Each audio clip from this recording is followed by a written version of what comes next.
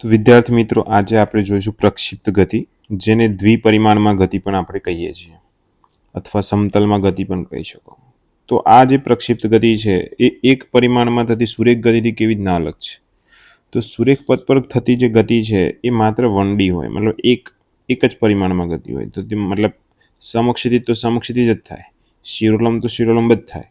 પરંતુ જો પ્રક્ષિપ્ત ગતિની વાત કરીએ તેમાં બંને હોય, સમક્ષિતિજ પણ હોય, શિરોલંબ પણ હોય. મતલબ હોરિઝોન્ટલ સમક્ષિતિજ વેગ પણ હશે અને શિરોલંબ વેગ પણ હશે. તો આપણે જોઈએ કેવી રીતના હોય છે. તો એ સમજી લો કે આ જમીન છે. પહેલો કેસ છે જમીનથી જમીનનું પ્રક્ષેપણ. તો આ જમીનથી મેં યુ વેગથી થીટા ખૂણે પ્રક્ષિપ્ત કરીએ.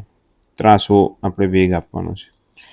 તો આનાથી શું થાય? તો બે ઘટક પડશે. એક પડશે સમક્ષિત ઘટક યુ કોસ થીટા અને એક ઘટક પડશે યુ સાઇન થીટા.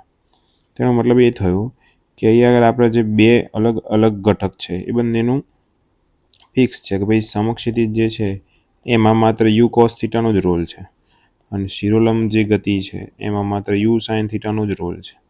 ઓકે, તો બંને અલગ અલગ જોઈએ. તો અહીંયા આગળ વાત કરીએ સમક્ષિતિજની, તો અહીંયા આગળ આ જે સમક્ષિતિજ છે એ માત્ર થાય છે અચળ વેગ. એમાં કેવું રહે છે? અચળ વેગ. મતલબ તમને કોઈ બી સમયે વેગનો એક્સ ઘટક કે, બરાબર, કોઈ બી સમયે, તો બી તમારે શું લખી કાઢવાનું? You cos theta. આ બદલાતું નથી કોઈ બી સમયે, કોઈ બી હાઈટે. તેવું કહી શકાય કે આ જે મહત્તમ ઊંચાઈ છે ત્યાં પણ કયો હશે ઘટક? You cos theta.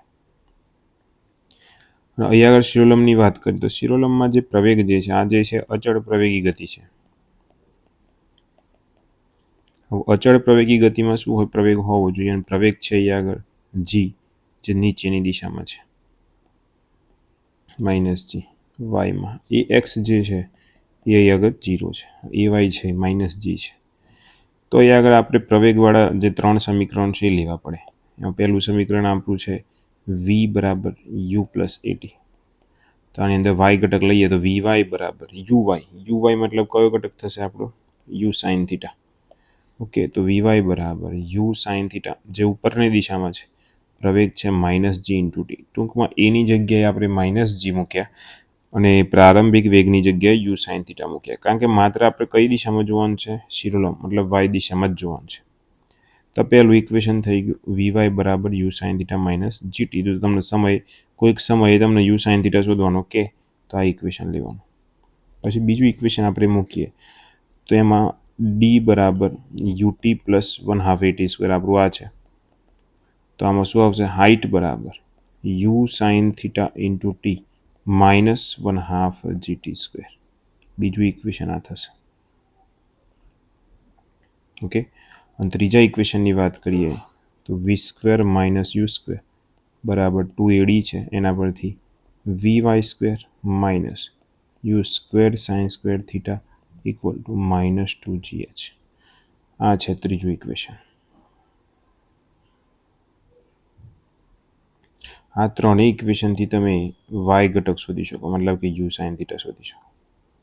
મહત્તમ ઊંચાઈની વાત કરીએ તો મહત્તમ ઊંચાઈએ યુ સાઇન થીટા શું થઈ જશે? 0. આ જે છે ત્યાં તમારે યુ સાઇન થીટા જે છે એ 0 થઈ જશે. એટલા માટે હાઇટ અહીંયાથી સ્ટોપ થઈ જાય. આ છે એની મેક્સિમમ હાઇટ. તો મહત્તમ ઊંચાઈએ યુ સાઇન થીટા શું થઈ જશે? 0. તો એ પછી ઇક્વેશન આપણે લઈએ અહીંયા નીચે. તો મહત્તમ ઊંચાઈનું ઇક્વેશન શું થશે? તો મહત્તમ ઊંચાઈ માટે મેં કીધું એમ કે જે આ છે પ્રારંભિક છે અને આ છે અંતિમ છે. તો પ્રારંભિકમાં યુ સાઇન થીટા અને અંતિમ જે વી વાય આવશે એ શું આવશે? 0. એ વખતે ઊંચાઈ કેટલી થાય? Capital H. તો આપણે આ ઇક્વેશનમાં મૂકી દઈએ. આ ઇક્વેશનમાં તો વી વાય 0 મૂકે શું થશે? 0 minus u square sine square theta equal to minus 2GH. Minus minus cancel થઈ જાય તો H બરાબર ઇક્વેશન આવી ગયું you square sine square theta upon 2G. તો આ ઇક્વેશન છે તમારે મહત્તમ ઊંચાઈ જ્યારે પ્રક્ષિપ્ત ગતિ અથવા તો થીટા ખૂણે કણને ફેંકવામાં આવે તો કેટલી મહત્તમ ઊંચાઈ પ્રાપ્ત કરશે. તો આના જે પહેલા ઇક્વેશન હતું આપણે શિરોલંબમાં, એમાં આવું હતું યુ સ્ક્વેર અપોન 2G. તો અહીંયા એ જ છે યુ સ્ક્વેર અપોન 2G, પરંતુ ખાલી વાય ઘટક લેવાનું. ખાલી તમે વાય દિશામાં જુઓ તો તો વાય દિશામાં કયો પ્રારંભિક વેગ કેટલો છે? યુ સાઇન થીટા, જેને આપણે યુ વાય કહીએ છીએ. તેવું કહી શકો યુ સ્ક્વેર અપોન 2g જ છે. બસ યુ સ્ક્વેર યુ જે છે એની જગ્યાએ આપણે યુ સાઇન થીટા મૂકીએ છીએ. એવી રીતે બીજું ઇક્વેશન છે ઉડ્ડયન સમયનું. ઉડ્ડયન સમય એટલે કુલ સમય. તો કુલ સમયની વાત કરીએ તો કણ જે છે જ્યારે અહીંથી અહીંયા પાછો અહીં આવે તો વાય દિશામાં સ્થાનાંતર 0, કારણ કે જમીન હતું ને જમીન પર જ આવે. તો વાય દિશામાં સ્થાનાંતર 0 એટલે આ બીજા ઇક્વેશનમાં આ 0 થઈ જશે, તો આ આખું વધશે. ઓકે, તો ઇક્વેશનમાં જોઈએ તો 0 બરાબર u sine theta t minus 1/2 g t square. તો u sine theta t equal to 1/2 g t square.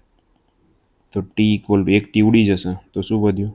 2u sine theta upon g. તો ઉડ્ડયન સમય બરાબર આવું લખી શકાય 2 ઇન્ટુ વાય ઘટક અપોન જી. તો પહેલામાં 2u બાય જી હતું, આમાં 2u બાય જી જ છે, પણ યુની જગ્યાએ શું મૂકીશું આપણે? You sine theta. કેટલો મૂકીશું? You sine theta. તો આ એક ઇક્વેશન થઈ ગયું જે વાય ઉપર યુ સાઇન થીટા ઉપર જ આધાર રાખે છે. એટલે અહીંથી એક ઇક્વેશન મતલબ એક કોન્સેપ્ટ બને છે કે એચ ચલે છે u square sine square theta અને ઉડ્ડયન સમય ચાલે છે યુ સાઇન થીટા. એનો મતલબ એ થયો કે જો યુ સાઇન થીટા સમાન હોય તો તે બંને પદાર્થોના ઉડ્ડયન સમય અને મહત્તમ ઊંચાઈ સમાન હોય છે.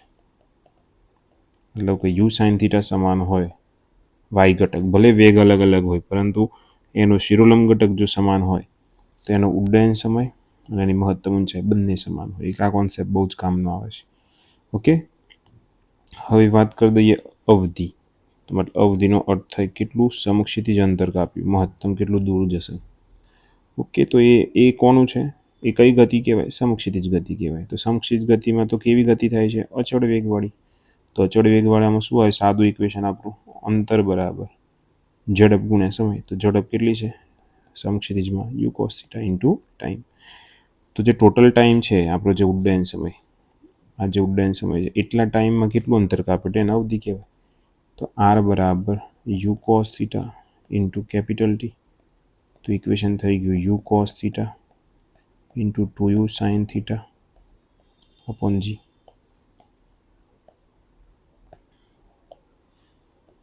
તો બીજી રીતે આવી રીતે લખાય છે 2 into u cos theta into u sine theta upon g. એનો મતલબ 2 ઇન્ટુ એક ઘટક વેગનો ઇન્ટુ બીજો ઘટક અપોન જી. આ પણ એક સરસ ઇક્વેશન છે.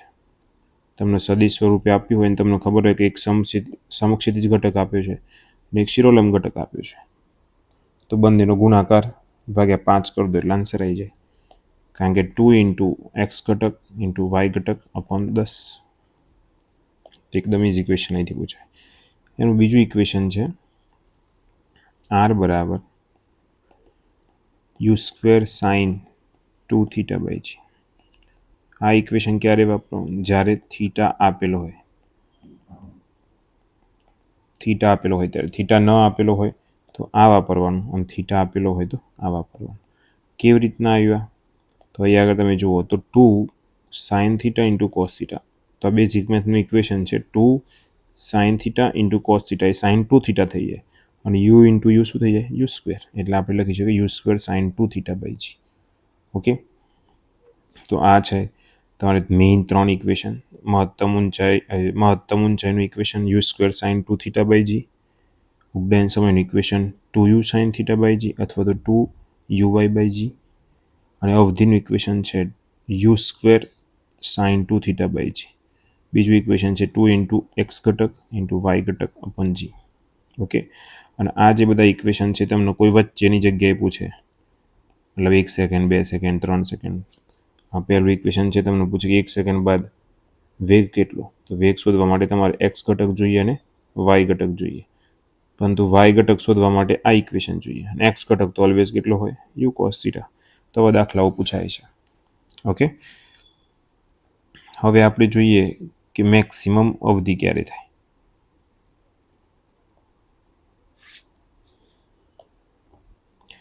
મહત્તમ અવધિ ક્યારે થશે જોઈએ.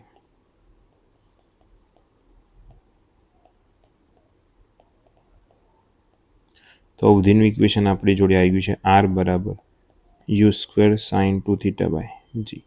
તો મહત્તમ અવધિ કરવા માટે આપણે વેગ તો ફિક્સ રાખવાનો છે, બસ ખાલી એંગલ ચેન્જ કરવાનો. હવે એંગલ ચેન્જ એ રીતે કરવાનો જેથી સાઇન 2 થીટા, સાઇનનું મેક્સિમમ વેલ્યુ કેટલું આવે 1. તો એનો મતલબ એવો થયો કે મહત્તમ અવધિ માટે સાઇન 2 થીટા કેવું થવું જોઈએ 1. સાઇન 2 થીટા 1 ક્યારે થાય જ્યારે 2 થીટા કેટલું થાય 90, કારણ કે સાઇન 90 1 થાય. તો થીટા કેટલા આવ્યા 45. ઓકે, તો થીટા જ્યારે 45 હોય ત્યારે અવધિ તમારી કેવી થશે મહત્તમ. તો મહત્તમ અવધિ વર્ડ લખેલો હોય તો આ સમજી જવાનું કે ખૂણો કેટલો હશે 45 અને સમક્ષિતિજ અવધિ લખેલી હોય ખાલી તો આમાં થીટા કોઈ બી હોઈ શકે, પરંતુ મહત્તમ લખેલું હોય તો થીટા 45 જ થાય. હવે અહીં આગળ મહત્તમ ઊંચાઈ મતલબ કે h, પછી અવધિ r અને પ્રક્ષિપ્ત કોણ થીટા વચ્ચે સંબંધ છે. આ ત્રણે વચ્ચે એક સંબંધ છે. તો એ આપણે શું કરી શકીએ ભાગાકાર કરીને લઈ શકીએ છીએ, જેમ કે h/r કરીને. તો h/r કરીએ તો you square sine square theta upon 2g. આ કોનું છે hનું, અને આરનું ઊંધું લખીએ આપણે તો શું છે યુ સ્ક્વેર અથવા તો આ રીતે છે 2 into u cos theta u sine theta upon g. તમે જોઈ શકો એક જી અહીંયા ગાયબ થઈ જશે, એક સાઇન થીટા જતું રહેશે, યુ સ્ક્વેરમાં બંને યુ ઉડી જશે હે ને. તો વધ્યું શું h/r ઇક્વલ ટુ ઉપર વધ્યું સાઇન થીટા, નીચે વધ્યું 2 2 4 ઇન્ટુ કોસ થીટા. એનો મતલબ tan થીટા બાય 4 વધ્યું. તો આ ઇક્વેશન બહુ જ કામનું છે કે tan theta equal two 4h/r. tan theta equal two 4h/r. તો ક્યારે વાપરવાનું જ્યારે ત્રણેય વસ્તુ તમને લખેલી હોય મહત્તમ ઊંચાઈ, અવધિ અને પ્રક્ષિપ્ત કોણ, આ ત્રણેય વર્ડ અંદર લખેલા હોય ક્વેશ્ચનમાં તો આ ઇક્વેશન મૂકી દેવાનું. ઓકે, આનાથી ફાયદો એક બીજો સરસ થાય છે. કયો ફાયદો? તો જે tan થીટા જે છે મતલબ મહત્તમ તમને પૂછી કાઢ્યું કે ભાઈ આ જે છે tan થીટા બરાબર 4h/r, એમાં r જે છે એ મેક્સિમમ છે. હવે r મેક્સિમમનો મતલબ શું થાય થીટા કેટલો હશે 45. તો મતલબ tan 45 ઇક્વલ ટુ શું લખી શકો 4h/r. તો tan 45 1 થાય તો r બરાબર 4h. એક આ રિલેશન છે. મતલબ કે મહત્તમ અવધિ હોય તો એ પથ્થર ફેંકે એવી રીતે કે જેથી મહત્તમ દૂર જઈને પડ્યો. હવે એ સમજી લો કે આ મહત્તમ અવધિ તમારી આવી ગઈ છે 400 મીટર. તો આ હાઇટ કેટલી હશે? તો આ ઇક્વેશન પ્રમાણે તમે જો તો r તમે 400 મૂકો તો r 4h થઈ જાય. તો h બરાબર કેટલા થઈ ગયા 100 મીટર. તો કોઈ બી ઇક્વેશન લગાવ્યા વગર આરામથી પતી જાય. તો મહત્તમ અવધિ હોય 400 તો હાઇટ થાય મહત્તમ ઊંચાઈ 100 મીટર. ઓકે, તો આ પહેલો કેસ છે, અહીં સુધી રાખીએ, પછી બીજો કેસ લઈશું. Thank you.